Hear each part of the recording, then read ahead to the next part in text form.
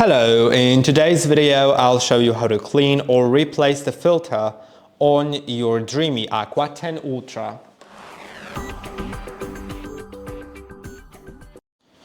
Let's remove the robot from the station and we'll get to doing that. So as I remove it, I recommend turning it off so it doesn't move around and stuff like that. I'll just press and hold until it stops doing anything.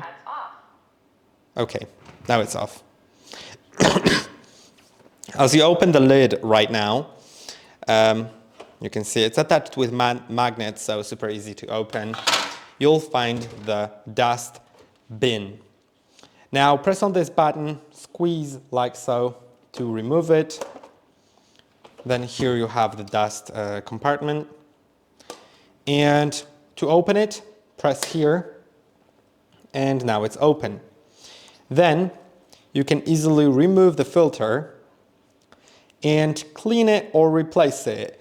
To clean it, which you should do once a month, just rinse it with water and let it dry for at least 24 hours outside of the dust bin, so somewhere. You can lay it also where there will be sun lighting at it.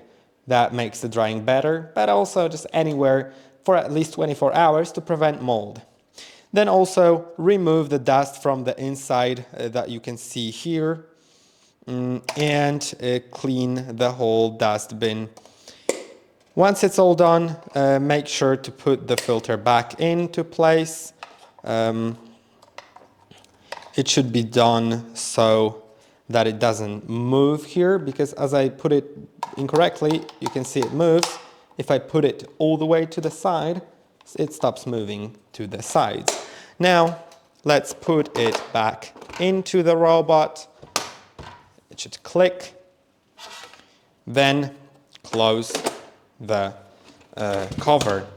Now I'll put it back into the station and it should turn on soon. So I hope that this video was helpful. Don't forget to like and subscribe, and I'll see you in the next one.